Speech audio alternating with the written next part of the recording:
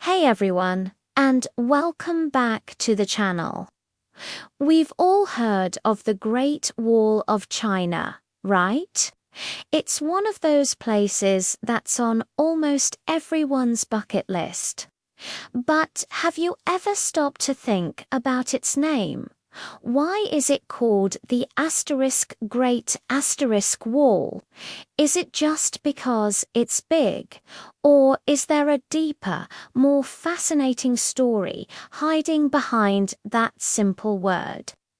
Well, today we're going on a journey back in time to uncover the hidden meaning behind one of the most famous names in history. The answer is far more epic than you might think. So let's start with the basics. The name Great Wall is the English translation of its Chinese name, Chongtong. If you break that down, Cham means long and Chom means wall. So literally, it's the long wall. Makes sense, right? For ancient Chinese people, this was a straightforward, descriptive name for the massive series of fortifications stretching across the northern frontier. Its primary job was to protect the agricultural heartland of China from the constant threat of raids by nomadic tribes from the north. It was a practical name for a practical, albeit enormous, structure. But the story of the Great Wall isn't the story of one single wall. It's a story of many walls built over many centuries. The earliest sections actually date back to the 7th century BCE. Back then, China wasn't a single unified country. It was a collection of warring states, and several of them built their own defensive walls to protect their borders from each other and from outside threats. These were the seeds of what would eventually become the Great Wall. The real game changer came in 221 BCE. Formidable leader Qin Shi Huang succeeded in conquering all the rival states and unified China for the first time, establishing the Qin dynasty. He became the first emperor of China to secure his new empire and symbolize its newfound unity and strength. He issued a monumental decree: connect and expand the existing walls into one continuous, formidable defensive system. This wasn't just about defense anymore. It was a powerful statement. It was a declaration to the world that China was now a single, unified power protected by an unbroken line of stone and earth. This massive undertaking involved hundreds of thousands of workers, soldiers, peasants, and convicts, and was the first major step in creating the long wall we recognize today. So, if the Chinese called it the Long Wall, where did the word great come from? This is where the story shifts to the perspective of outsiders.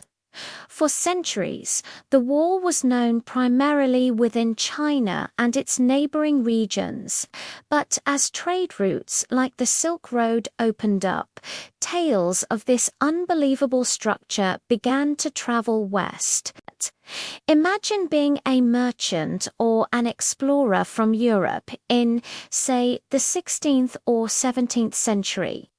You hear whispers of a wall in a faraway land, a wall so long it snakes over mountains and across deserts, stretching further than the eye can see. When European travelers, missionaries, and diplomats finally saw it with their own eyes, they were utterly stunned.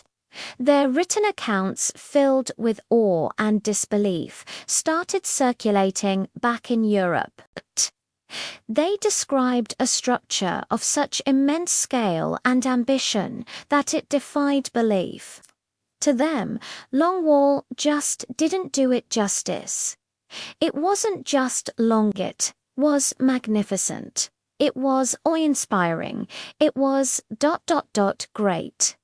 And so, the term the Great Wall of China was born in the English language. The word great was their way of expressing admiration and profound respect for the sheer scale and the incredible human effort it represented. It encapsulated both its physical size and its symbolic significance as a masterpiece of engineering. And let's be honest, it deserves the title. The Great Wall, in all its various forms and sections, stretches over 21,000 kilometers or more than 13,000 miles. That's like traveling from New York to Los Angeles and back. Twice it's the longest man-made structure on Earth, a testament to incredible perseverance. The construction conditions were brutal. Millions of laborers toiled over centuries, often in extreme weather, across treacherous terrain.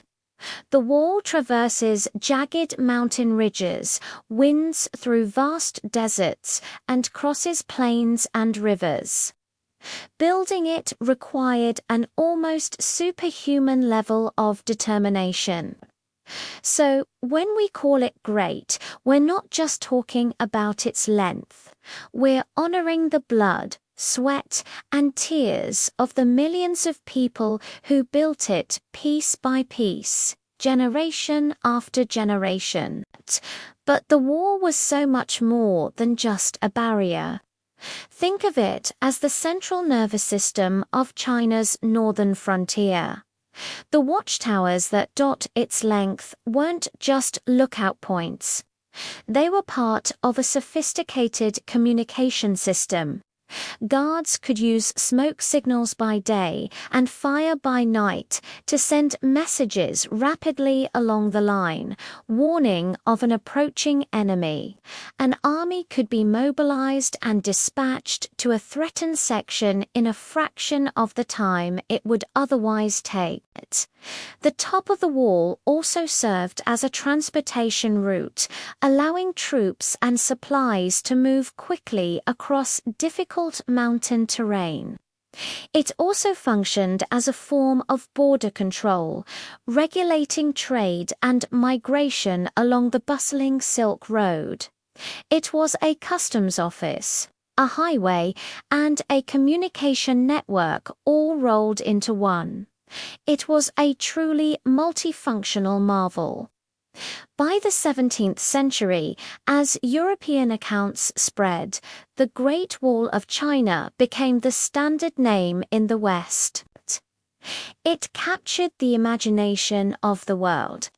It became a symbol not just of China's military might, but of the ingenuity, ambition, and enduring spirit of Chinese civilization. It represented a culture capable of thinking and building on a scale that was almost incomprehensible. To the rest of the world at the time, today the Great Wall's role has transformed once again. Its military significance has long since faded, but its cultural and symbolic power has only grown. In 1987, UNESCO recognized its outstanding universal value and designated it a World Heritage Site. This wasn't just a nod to its architectural grandeur. It was a recognition that the Great Wall belongs to the heritage of all humanity. It's a symbol of resilience, a reminder of what people can achieve when they work together towards a common goal, even against impossible odds. It stands as a monument to China's deep and complex history, a physical timeline etched into the landscape. So, when we call it the Great Wall, we're carrying on a tradition of awe that started with those first foreign visitors centuries ago. We're acknowledging its incredible length and the mind-boggling effort that went into its construction. But we're also acknowledging its greatness in a more figurative sense. It represents the greatness of human ambition, the greatness of a nation's will to protect itself and define its identity, and the greatness of a legacy that has endured for millennia and continues to inspire millions of people from every corner of the globe. The name isn't just a label, it's a tribute to the vision of emperors, the skill of the engineers, and the sacrifice of the countless workers who built this wonder of the world.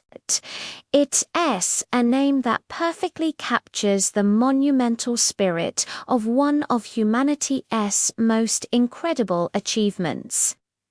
So the next time you see a picture of it or hear its name, you'll know that great is so much more than just a word. It's the story of China itself. Thanks so much for watching and for joining me on this historical deep dive. What other famous landmarks have names you're curious about? Let me know down in the comments. And if you enjoyed this video and learned something new, please give it a thumbs up and consider subscribing to the channel for more stories like this one. We'll see you in the next video.